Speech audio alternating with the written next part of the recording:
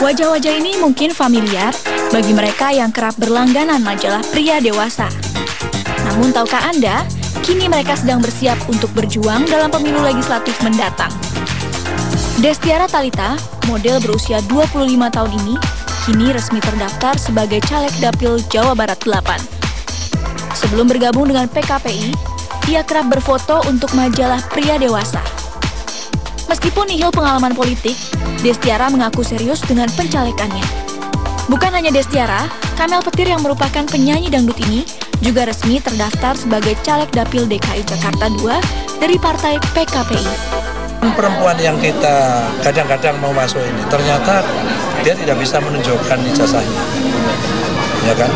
Paling siap waktu itu adalah anak ini, Destiara ini paling siap jaga itu kan. Maka kita masuk, kalau tidak dia rontok satu dapil itu. Kalau satu kurang perempuannya esok hari. Terkait hal ini, Sutioso memiliki alasan tersendiri untuk menepis keraguan masyarakat akan sistem perekrutan caleg di partai PKPI. Apakah haram? Profesi itu kan tidak. Yang main film di caleg lain, di partai lain juga yang filmnya seru-seru kan banyak yang lebih dari dia. Dia kan hanya action aja. Kalau ini kan melakukannya di dalam film kan. Itu lebih serem lagi lah gitu. Cantik dan seksi memang bukan patokan untuk mendiskreditkan seseorang untuk menggunakan haknya beradu dalam pemilu. Namun di tengah terpaan berita miring tentang anggota DPR, besar harapan masyarakat untuk mendapatkan wakil rakyat yang benar-benar berkualitas dalam pemilu mendatang. Tak hanya menjadi boneka pemanis di DPR. Pilihan ada pada Anda. Dari Jakarta, Astri Nirmalawati, Ada Malam Syah, Metro TV. Ya, dan pemirsa, untuk memperbincangkan kontroversi caleg seksi, dan sudah hadir dua caleg seksi di sebelah saya di studio Metro TV. Ada Mbak Kamelia Panduwinata Lubis, atau yang lebih dikenal dengan Mbak Kamel Petir. Kamel apa Kamel ini? Kamel, maaf. Kamel Petir. Dan juga ada Destia Purnapanca atau Destiara Talita.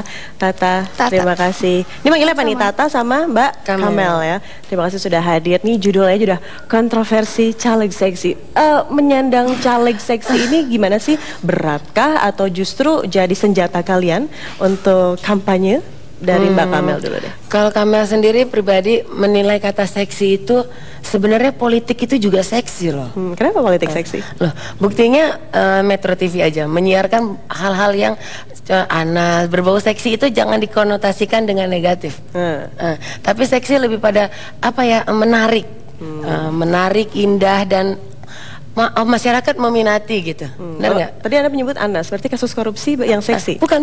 Maksudnya bahasa apa, cerita yang seksi gitu.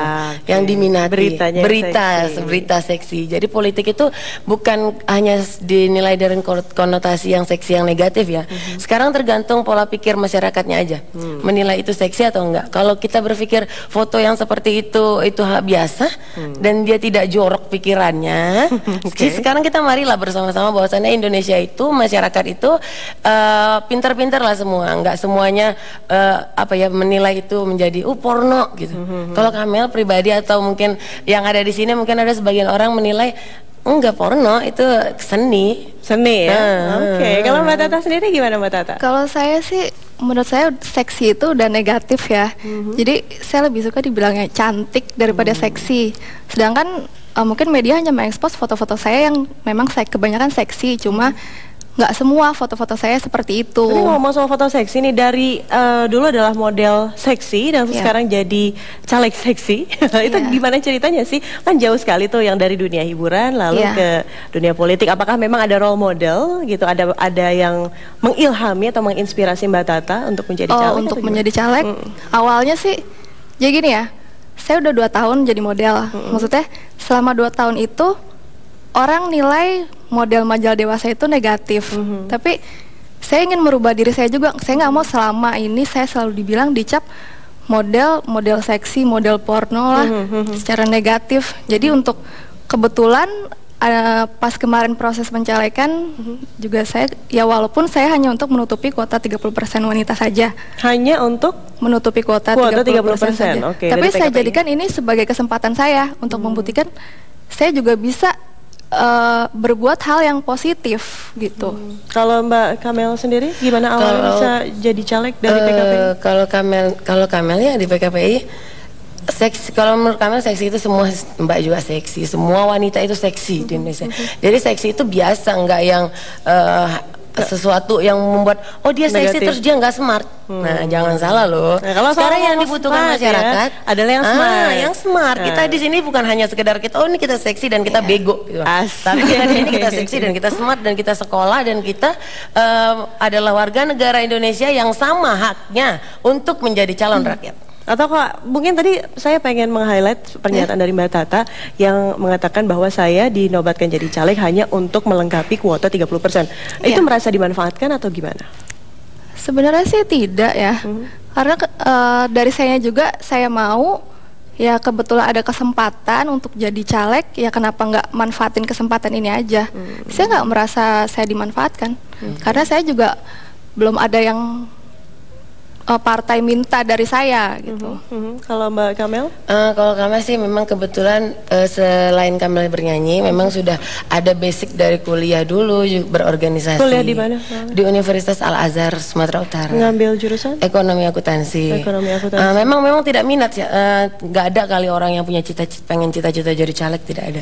Kebetulan dari daerah Kamel awalnya di partai lain sebelumnya sampai akhirnya di partai lain sebelumnya pernah juga? Iya, diminta di partai lain. Cuman kebetulan memang berjodoh di partai PKPI karena Bang Yos Kamel nyambung lah hatinya dengan partai PKPI ini, yang memang di PKPI ini tidak ada yang namanya ini uang ini kita ya dan sebagainya lah. Di sini murni kita berjuang dengan uang kita yang apa adanya dengan dia. Tapi ya itu di PKPI luar biasa menurut kami. Bang Yos yang tegas, dia menerima kita dengan luar biasa, welcome dan nyaman lah di PKPI. Tapi kembali lagi ngomongin soal smart. Kalau ngomongin soal smart, apa sih sebetulnya proyek-proyek kalian atau rencana-rencana smart kalian untuk menggather semua pemilih untuk memilih kalian? Nah, tapi jangan dulu dijawab karena jawabannya akan hadir selepas jeda pariwara berikut ini. Tetaplah di Metro Malam.